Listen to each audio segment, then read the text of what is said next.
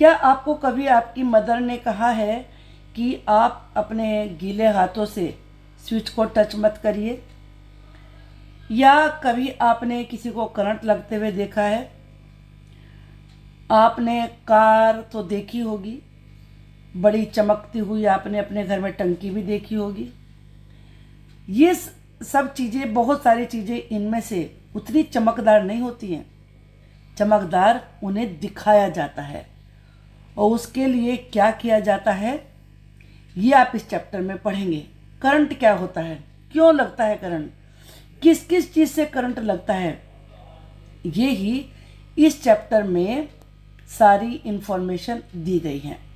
It's a very important and interesting chapter, क्योंकि electricity हर किसी के घर में है और करंट लगने से हर किसी को डर लगता है।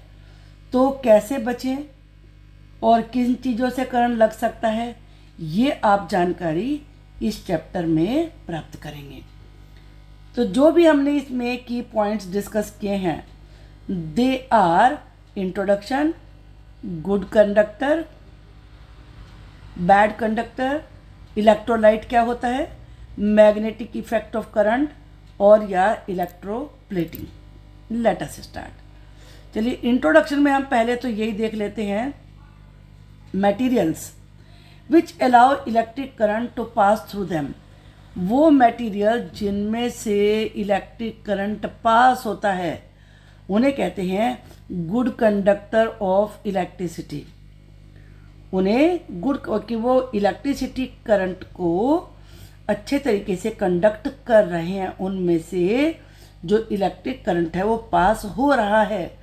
तो ऐसे ही मटेरियल्स को गुड कंडक्टर ऑफ इलेक्ट्रिसिटी कहा जाता है। यहाँ एक ये पिक्चर आपकी बुक से ही ली गई है, गुड कंडक्टर। ये आपने अपने घरों में देखा होगा, ये सेल होता है और ये छोटा बल्ब है और इसे कहते हैं टेस्टर। अब इसमें जब भी हमें कोई इलेक्ट्रिक करंट की जानकारी या टेस्ट करना होता है तो उसमें हमारे पास सोर्स ऑफ इलेक्ट्रिसिटी ज़रूर होना चाहिए। यहाँ पर सोर्स ऑफ इलेक्ट्रिसिटी है ये सेल, और टेस्ट करने के लिए हमें सर्किट तो पूरा करना ही होगा, तभी इलेक्ट्रिक करंट पास होगा। तो उसके लिए हमें चाहिए वायर। और पता कैसे चलेगा कि हाँ करंट पास हो रहा है, इसके लिए हमें चाहिए बल्ब, और या फिर आगे आप पढ़ेंगे कि कुछ रिएक्शंस होते हैं, उनसे भी हम करंट का पता लगा सकते हैं। लेकिन यहाँ जो एग्जाम्पल दिया है इसमें ये टेस्टर दिया है। टेस्टर से ये वायर बांधकर इन्होंने यहाँ पर, आप देख रहे हैं कि ये दो वायर हैं यहाँ पर, और ये एक निगेटिव चार्ज के लिए तो होती है, एक पॉजिटिव चार्ज के लिए होती है। और इसको बांधकर आप देख रहे हैं यहाँ से सेल पर बांधा, फिर इधर ये प्लस होता है, इधर माइनस होता है, और इसको बल्ब से बांधा, और यहाँ पर फिर इसको टेस्टर से बांधा। तो ये सर्किट हो गया पूरा। यहाँ से चलकर पूरा आप देख रहे हैं कि ये सर्किट पूरा हो गया। और इलेक्ट्रिसिटी कहाँ से मिल रही है, सेल से मिल रही है। तो बल्ब रिएक्शन कैसे होगा इसका, कि ये बल्ब भी अब ग्लो कर रहा है, और आप देख रहे हैं कि जो टेस्टर है उसमें भी जो इंडिकेटर है वो लाइटेड है। तो इससे हमें क्या पता चलता है कि ये गुड कंडक्टर ऑफ इलेक्ट्रिसिटी है। कुछ चीज़ें अब ऐसे होती हैं इनमें करंट पास हो रहा है, तो ये गुड कंडक्टर ऑफ इलेक्ट्रिसिटी हुआ। ये और कैसे पास हुआ है ये, क्योंकि वायर के अंदर, वायर है किसकी, कॉपर की है या फिर एल्यूमिनियम की होती है, और ये आयरन का है। तो जितने भी मेटल्स होते हैं वो सारे के सारे इलेक्ट्रिसिटी के गुड कंडक्टर हैं, सब में करंट आ सकता है, जितनी भी आयरन की चीज़ें हैं। अब आप सोचोगे टेस्टर में यहाँ आयरन है तो इसमें यहाँ पकड़ने से क्या करंट लगेगा, नहीं लगेगा। क्यों, क्योंकि जो इसका ये वाला पार्ट है ये प्लास्टिक का बना हुआ है, उसी में से आर पार आपको दिख भी रहा है। ट्रांसपेरेंट है ये, तो इसमें करंट नहीं लगेगा, क्योंकि जो प्लास्टिक होती है, रबर होती है, आप पढ़ेंगे सारी चीज़ें, वो बैड कंडक्टर होते हैं इलेक्ट्रिक करंट का, उनमें से करंट पास नहीं होता है। चलिए अब आगे देखते हैं। Materials which do not allow electric current to pass through them easily are poor conductors of electricity. तो जिनमें से पास नहीं होता है वो पुअर कंडक्टर ऑफ इलेक्ट्रिसिटी कहे जाते हैं। यहाँ ये एक और एग्जाम्पल दिया हुआ है। अब आप देख रहे हैं इसमें वही सेल है, वही वायर है और वही टेस्टर है, इसमें बल्ब क्यों नहीं ग्लो हुआ? बताइए। आपने 7th क्लास में भी पढ़ा था सर्किट के बारे में। इलेक्ट्रिसिटी पास होने के लिए सर्किट का पूरा होना बहुत ज़रूरी है।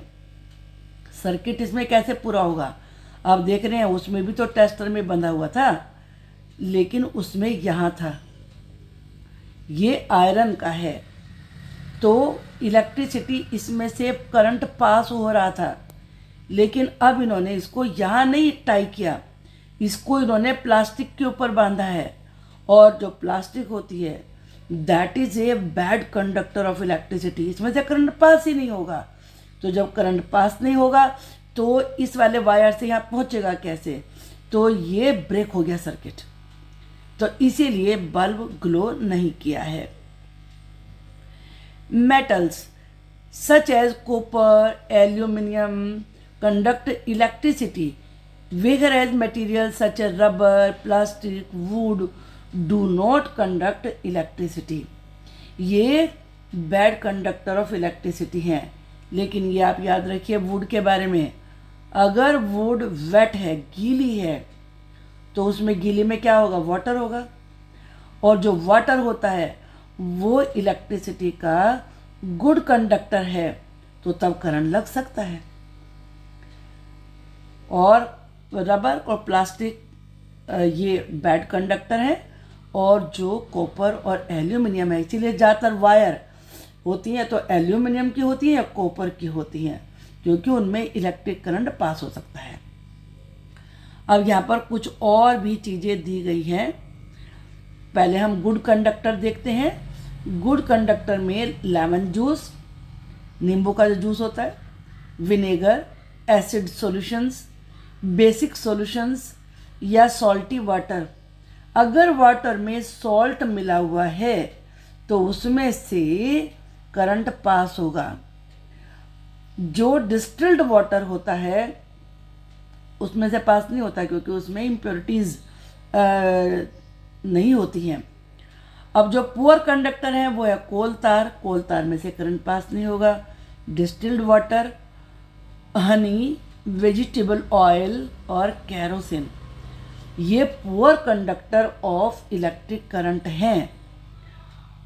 अब चलिए आगे देखते हैं इलेक्ट्रोलाइट। अब इलेक्ट्रोलाइट क्या होता है, इसको बड़े ध्यान से समझिए, क्योंकि ये छोटे छोटे वर्ड्स हैं, अगर ये बेसिक का ही मीनिंग नहीं पता तो आपको आगे समझ नहीं आएगा। कंडक्टिंग लिक्विड्स, आपने देखा कि कॉपर में से जितने भी मेटल्स हैं उनमें से करंट पास होता है, लेकिन लिक्विड में से भी होता है। वाटर का एग्जाम्पल आपने देखा, तो वो लिक्विड जिनमें से करंट पास हो सकता है उन्हें कहते हैं इलेक्ट्रोलाइट्स। सभी में से पास नहीं होता। अभी आपने यहाँ पर देखा ये कैरोसिन है, कैरोसिन में तो लिक्विड होता है, लेकिन ये आप देख रहे हैं कि पुअर कंडक्टर है। डिस्टिल्ड वाटर, ये भी तो लिक्विड है, लेकिन ये पुअर कंडक्टर है। तो यहाँ पे आपको ध्यान में रखना पड़ेगा कि वो ही लिक्विड जिनमें से इलेक्ट्रिक करंट को कंडक्ट किया जा सकता है या कंडक्ट होता है, जिनमें से उन्हें इलेक्ट्रोलाइट्स कहते हैं। The electric current passing through a conducting liquid, जिसे क्या कहेंगे? इलेक्ट्रोलाइट कहेंगे।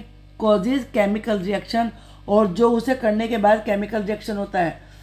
आप जब भी इलेक्ट्रिक करंट किसी चीज़ में से पास होता है, या तो बबल्स बनते हैं, या गैस बनती है, या कलर चेंज हो जाता है, तो ये रिएक्शन जो केमिकल रिएक्शन उसमें होता है, इसे कहते हैं इलेक्ट्रोलाइसिस। क्या कहते हैं?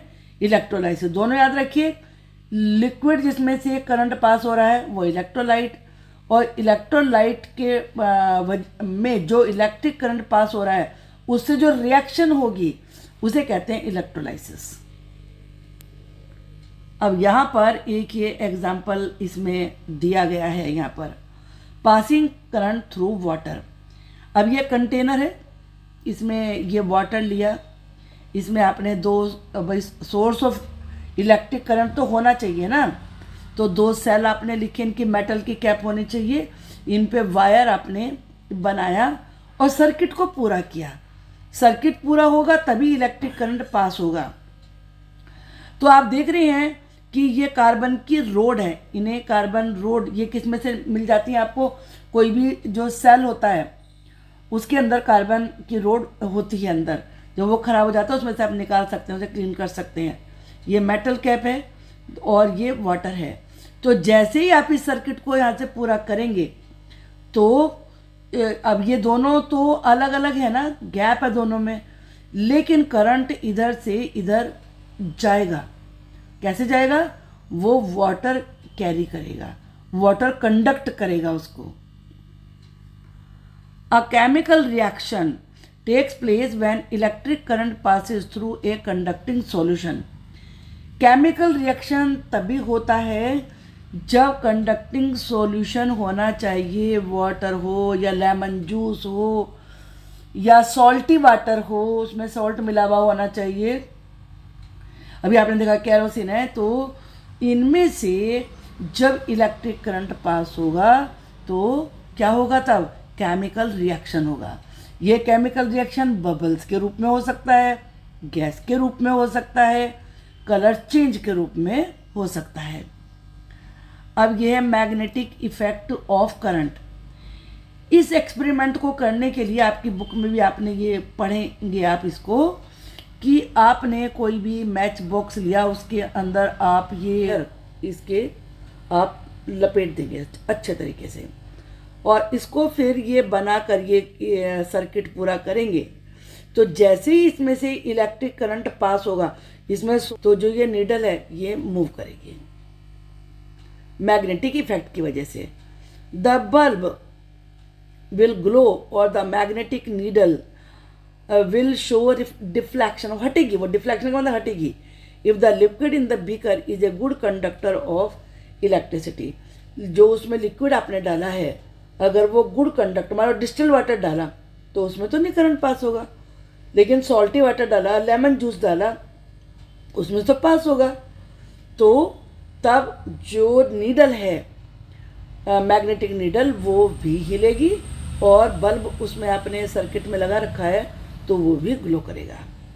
Greater the deflection of needle और brighter the light, better is the conductivity of the liquid. जितना ज़्यादा नीडल मूव करेगी, हिलेगी, ये जितना ज़्यादा ब्राइट लाइट बल्ब में होगी, ग्लो करेगा वो ज़्यादा, तो आप ये समझ लिए कि उस लिक्विड में से करंट उतना ज़्यादा ही पास हो रहा है, उसकी कंडक्टिविटी उतनी ज़्यादा अच्छी है। A greenish blue spot on the potato around the positive electrode is seen if current is pass through wire. Potato है, मान लीजिए आपने उसमें से एक सर्किट बनाया और जो बल्ब है वो ग्लो किया। यहाँ पर सेल लगाने के बाद आपने जो सर्किट पूरा किया है, तो उससे क्या होगा कि ये करंट इधर आएगा और यहाँ पर ग्रीनिश इसमें मार्क बन जाएगा। ये इलेक्ट्रोड आपको लगाना होगा। इलेक्ट्रोड का मतलब होता है वो रोड जिसमें से इलेक्ट्रिसिटी पास हो सके। The chemical effects of electric current are use in the working of electrochemical cells. जो केमिकल इफेक्ट होता है इलेक्ट्रिक करंट का, वो ही इलेक्ट्रोकेमिकल सेल्स में यूज किया जाता है। Electrochemical cells which generate current are called voltaic cells और गैल्वेनिक सेल्स। जिसमें इलेक्ट्रोकेमिकल सेल्स होते हैं जिनमें से करंट बनता है, जनरेट होता है, उन्हें वोल्टेइक या गैल्वेनिक सेल्स कहा जाता है। Common batteries also consist of one और मोर सच सेल्स। जो कॉमन बैटरी होती है उसमें किसी में 1 सेल लगाते हैं, आप किसी में 2 लगाते हैं। अब यहाँ पर ये एग्जांपल आपके देखिए यहाँ पर बनाया हुआ है, simple circuit showing electroplating. Electroplating क्या होता है पहले तो आप ये समझिए। आपने बहुत सारी चीज़ें, जैसे मैंने शुरू में कहा था कि बहुत सारी ज्वेलरी होती है जिनमें कि केवल गोल्ड की लेयर होती है, तो अंदर से चाहे वो सिल्वर का हो, किसी चीज ब्रास का बना हुआ हो, लेकिन उस पर क्या होगा कि गोल्ड की प्लेटिंग कर दी, कवर चढ़ा दी, परत चढ़ा दी, तो वो गोल्ड की दिखेगी बाहर से चीज़, अंदर से कुछ भी हो। तो वो कैसे की जाती है? वो इलेक्ट्रोप्लेटिंग से की जाती है। इलेक्ट्रोप्लेटिंग का ही मतलब होता है कि किसी भी चीज़ के ऊपर किसी दूसरे सब्सटेंस की लेयर या कोटिंग कर देना, वही इलेक्ट्रोप्लेटिंग कहा जाता है। यहाँ ये एक एग्जांपल दिया हुआ है इसका। ये कॉपर 2 प्लेट ली हैं। अब इसमें जो सॉल्यूशन है ये है कॉपर सल्फेट सॉल्यूशन। अब यहाँ पर एक में पॉजिटिव चार्ज है, एक में निगेटिव चार्ज होगा। जैसे ये सर्किट पूरा होगा तो इसमें से क्या होगा कि जो आप ये जानते हैं कि पॉजिटिव की तरफ अट्रैक्ट होते हैं जब निगेटिव होते हैं, तो यहाँ से इधर ये जाना शुरू हो जाएगा और इसके ऊपर इसकी कवर यहाँ पर एक लेयर बन जाएगी, तो उसे ही इलेक्ट्रोप्लेटिंग कहा जाता है। यानी कि जो इसमें से जो भी आयंस होंगे वो इधर से इधर जाके चिपकना शुरू हो जाते हैं। Electroplating is the process of coating a metal using electric current and electrolyte. Electrolyte का भी बताया था कि जो कंडक्टिंग सॉल्यूशन होता है, लिक्विड होता है, तो उसमें से इलेक्ट्रिक करंट को ले जाकर किसी भी मेटल की कोटिंग की जाती है, उसे इलेक्ट्रोप्लेटिंग कहते हैं। अभी पिक्चर आपको दिखाई थी, explains how copper can be deposited on a different metal using electroplating. Electroplating can be used to give shiny and scratch proof finish properties of chromium to objects made from cheaper metals. आपके घर में tap होती है, बहुत सारी shining chair होती हैं, आपकी कार पर होती है, जो बाइक के पार्ट्स होते हैं जो बहुत शाइन करते हैं, उन सब के ऊपर ही क्रोमियम एक सब्सटेंस होता है, उसकी ये शाइनी होता है, तो इसकी कोटिंग की जाती है जिससे कि वो इतने चमकीले नज़र आते हैं। इस पर स्क्रैच नहीं पड़ते हैं, लिखा ना स्क्रैच प्रूफ होता है, तो उस पर आप तो खुरचेंगे तो नहीं स्क्रैच पड़ेगा। तो ये किससे किया जाता है? ये किया जाता है इलेक्ट्रोप्लेटिंग से। अब यहाँ पर इतनी सारी चीज़ें देखिए दी हुई हैं।